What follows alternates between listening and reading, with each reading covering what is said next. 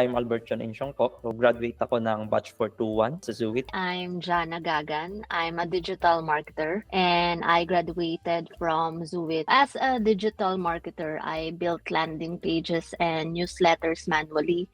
And then I realized that by learning how to code, it could enhance the processes and also expand my capabilities. So this curiosity about the potential of coding led me to study web development.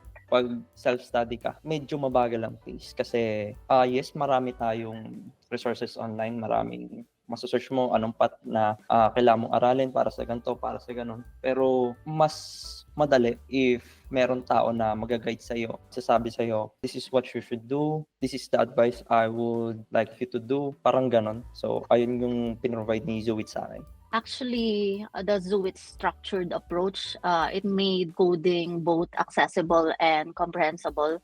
So despite having no prior IT background, the bootcamp curriculum broke down complex concept into manageable lessons. Mas madali if meron tao na mag-guide sa'yo, sasabi sa'yo, this is what you should do, this is the advice I would like you to do, parang ganon. So ayun yung pinrovide ni ZUIT sa akin.